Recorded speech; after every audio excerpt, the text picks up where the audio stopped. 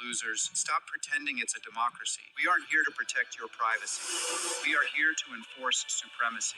Every tax return, every Medicaid file, every license plate, every crossing. Your president signed it into being with a pen in March. You kept scrolling. AI systems can be powerful enough to help a small group seize power. As we increasingly see AI companies contracting with Palantir, we can begin to see them making increasingly powerful weapons. Do you worry that maybe a guy who's got a lot of money builds an army of 200,000 robots that'll be stronger than the military that we have? Absolutely. I was at a conference recently where a guy who had a lot of money was talking about building 3 billion such robots. The government could potentially use AI and robotics to suppress the population. Like, that is a serious concern.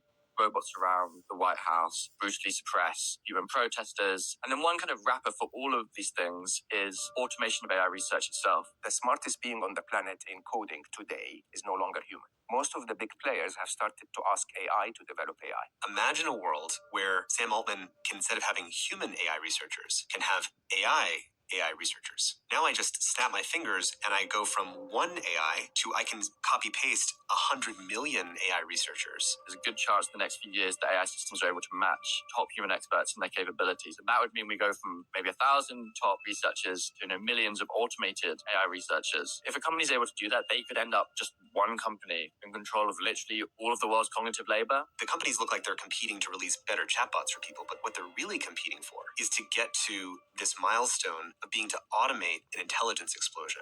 The recent pace of progress is already quite alarming. The most important thing to be watching is how good AI is at AI research itself, as that could kind of make more happen quite suddenly. How do you think about the risk of an AI-enabled coup in the next 30 years?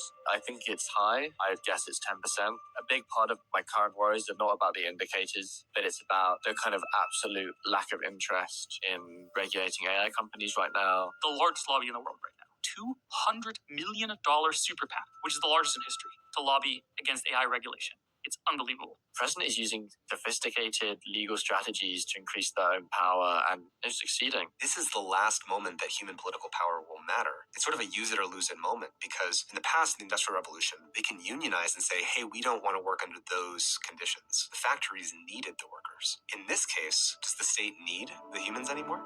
Even if people go on strike and stop working, you can have then AI systems and robots replace people in the economy. So humans have kind of really lost their bargaining power. There really is this phase shift when AIs and robots can fully replace the humans, because then a leader doesn't need to rely on anyone else. As we see CEOs get more powerful, get richer, can they handle it? Or does it become irresistible? You just have to cling tightly to that ring. Do you feel that ring sometimes? Doesn't feel any different. Feels exactly the same. You can totally imagine a world where AI massively concentrates power. An AI company CEO has automated all of AI research. Well, they're in a bit of a precarious position. They're controlling this hugely powerful technology. Their power is pretty much unconstrained. They might anticipate that the government's going to realize, I don't want someone else taking control of this really powerful technology that I currently control, and obviously I'll use it for good. But they might speak to maybe some AI advisors about this and say, well, what should I do here? It seems I'm in a little bit of a precarious position. Well, why don't you just create a back door? If the government tries to order those systems to do something that you disapprove of, then the AI systems will just refuse to do it, or what I call a secret loyalty. They appear to follow the law. They are secretly still kind of loyal to the CEO. Military robots, military drones. We've now got a military infrastructure that ultimately can be controlled by the CEO. If someone tries to remove the CEO, if something's really bad happening the CEO doesn't like, they could just be like, okay, I'm now in charge. It's the company CEO that they're loyal to. In the very near future, I expect that one general somewhere is going to instruct his AI army to go and kill 1 million people. The AI army might actually go and kill 1 million people. You have to understand there are autonomous weapons killing people as we speak. Is going to instruct his AI army to go and kill 1 million people. The AI army might actually go and kill 1 million people. You have to understand there are autonomous weapons killing people as we speak. The ultimate kind of most scary capability that will drive a lot of risk when we get to the point that AI systems and robots are able to fully replace human soldiers on the ground, fully replace the commanders and strategists. I do worry about the existential risk of AI. When you're making military drones, you are making Terminators. last few years, we've seen a lot more AI-controlled drones. What we're already seeing is that as soon as the technologies reliably automate military capabilities, geopolitical competition drives that adoption. I think it's going to be surprisingly soon that we do get AIs controlling surprising amounts of real hard military power. If I think about somebody again like Putin, what would he do with this type of technology? He would like an army of super intelligent and super loyal soldiers. And if these soldiers don't have any compassion, all the better for him. And if these soldiers don't have any compassion, all the better for him. Draw an analogy to historical coups. Often a minority of the military launches a coup, is able to prevent chaos or discord. And then in the absence of active opposition, it just seems like, well, they've done it. Historically, you needed at least a decently sized contingent of humans to go along with the coup. That would change as we automate more and more of the military. The government could potentially use AI and robotics to suppress the population. Like, that is a serious concern. The most simple way that this happens is just that the head of state just says, yeah, we've got the technology now to make a robot army. I want the army to be loyal to me. That would be highly controversial, or would definitely be against the principles of the Constitution. The modern battlefield is changing. The war in Ukraine heralded the rise of small drones as cheap but deadly weapons that reshape the way war is fought. And now, with the advent of AI, weapons that think for themselves are emerging, alongside tools that enable warfighters to make decisions faster than ever. But how long will humans be in control? And can we allow autonomous weapons to decide when or how to take a life? We were invited to the Moroccan desert to witness African Lion 2026, the U.S. military's largest war games in Africa. To see how the Army is modernizing and adopting more and more autonomous systems in their weaponry. Alongside them, weapons manufacturers such as Palantir and Anduril showcase their technology and get feedback from soldiers. One of the priorities for these new autonomous systems is to speed up decision-making. It's called the kill chain, the time it takes to find a target and to strike a target on the battlefield. In traditional warfare, it can take hours, even days. But in modern warfare shaped by automation and AI, it can take just minutes, sometimes mere seconds. So is it still the warfighter who's making those critical decisions, or is it an algorithm now? It is not an algorithm. There will be a warfighter at the end of that every single time.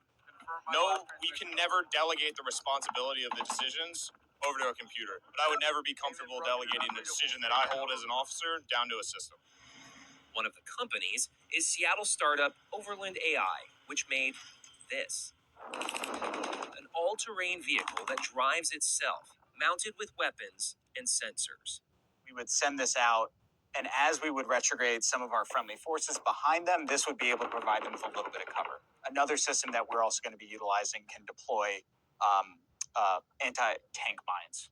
So the idea is that you can sort of shape the terrain to your advantage, allow deny the enemy to be able to maneuver where they would want as you retrograde your forces. So all of these things traditionally would involve actual troops putting their lives in harm's way. Exactly. And now you don't have to do that. You don't have to do that.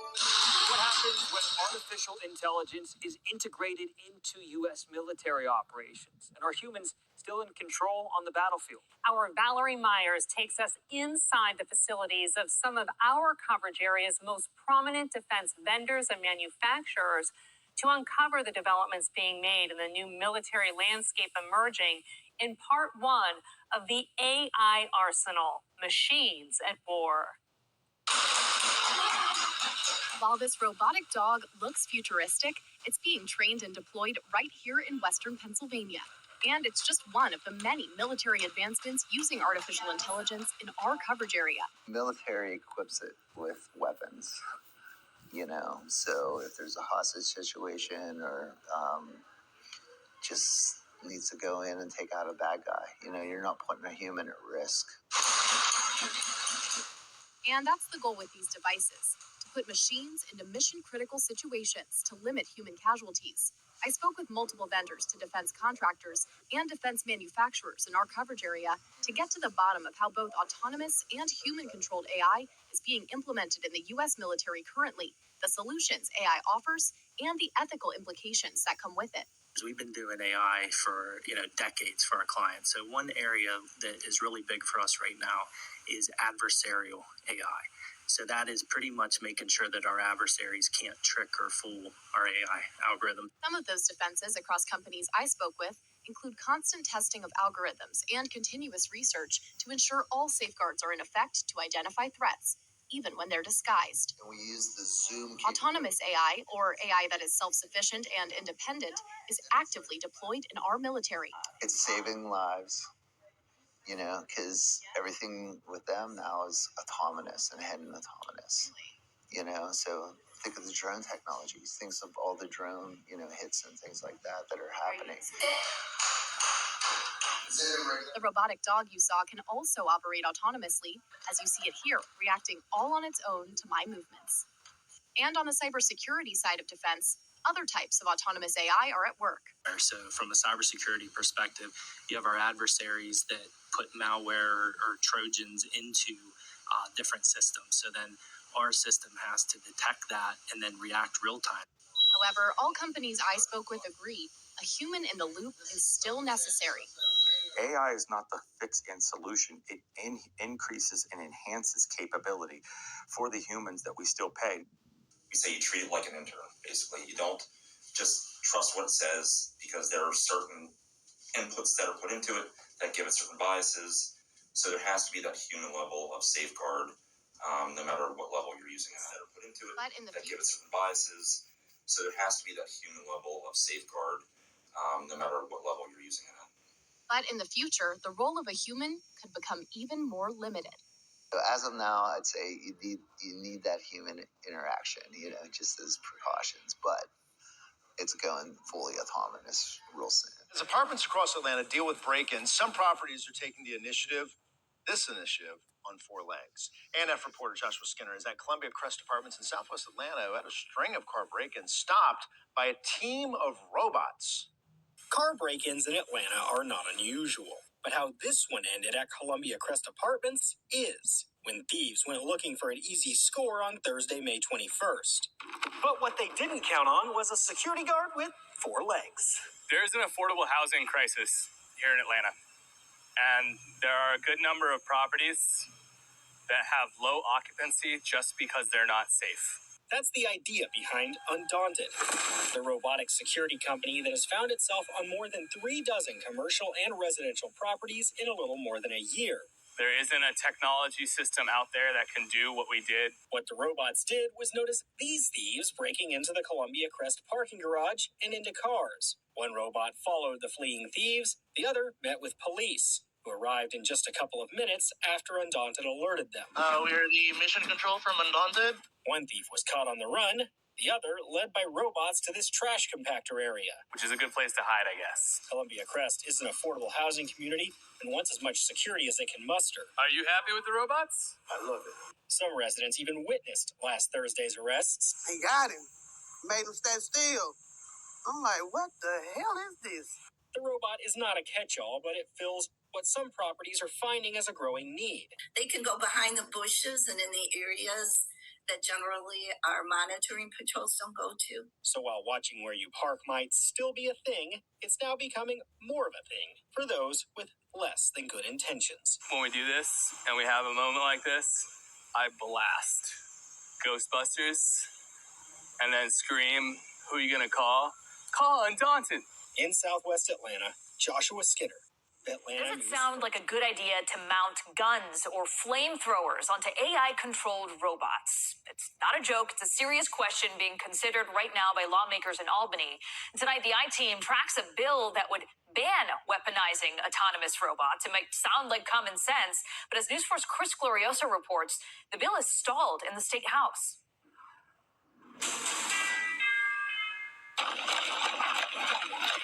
Earlier this year, Chinese state media made this video public.